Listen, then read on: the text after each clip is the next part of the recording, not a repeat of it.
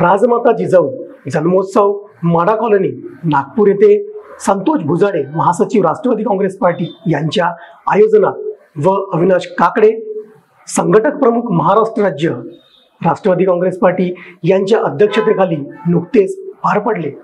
या कार्यक्रमामध्ये राजमाता जिजाऊ यांची वेशभूषा केलेली टीना भुजाडे हिने सगळ्यांचे लक्ष केंद्रित केले।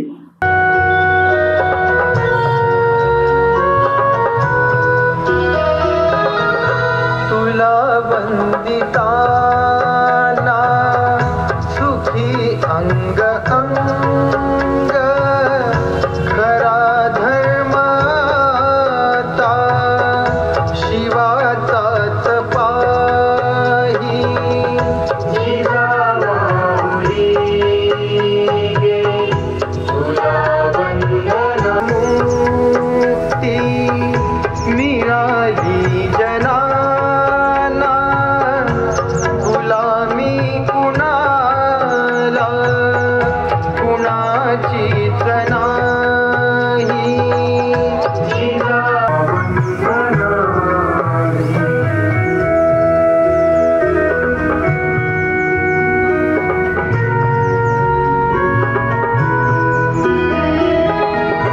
जशी पार्वती ती प्रिया शंकरास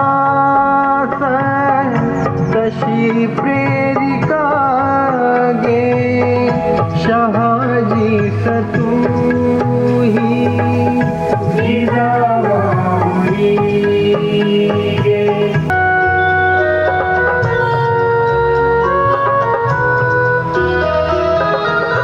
तुला वंदिताना सुखी अंग अंग खरा धर्माता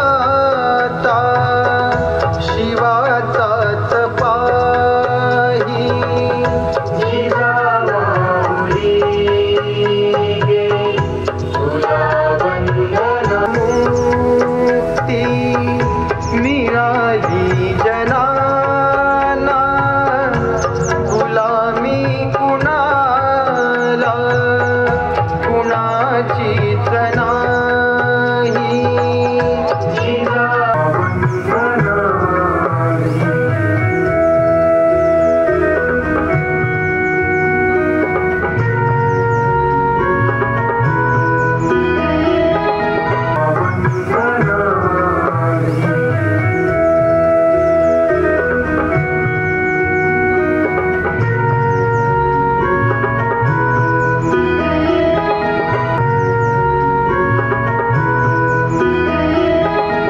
दिला ज्युडिशियलीच्या खुर्चीवर बसली त्यावेळेस तिने महिलांना सगळे अधिकार मिळवून द्यायसाठी कलाकारांना अधिकार मिळवून द्यायसाठी स्वराज्याची मुहूर्त मेढ रोवण्याचं जे काम केलं ते जिजामाऊंनी केलंय।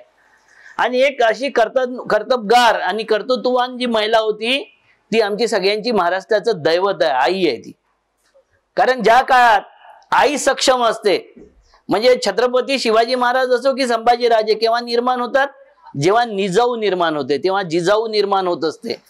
तर प्रत्येक घरात जिजाऊ निर्माण व्हावी यासाठी हे हेल्थ कॅम्प आपला सुरू केलेला होता यांनी की सक्षम जर माता असेल तर सक्षम पोरं निर्माण होतील, पोरी निर्माण होतील। आणि किती तुमच्या जो पैसे येऊ द्या, किती तुमच्या जो मोठं पद येऊ द्या, किती मोठं पद, किती पैसे असेल, किती शिक्षण असेल, पण तुमची हेल्थ जर चांगली नसेल तर काय होईल? त्या तिन्ही गोष्टीचा काही उपयोग माणसाला तरी होत नाही, आपल्याला कोणालाही होत नाही। किती पैसे असले आणि जर हेल्थ खराब असेल, आरोग्य खराब असेल तर कशाचा उपयोग होत नाही।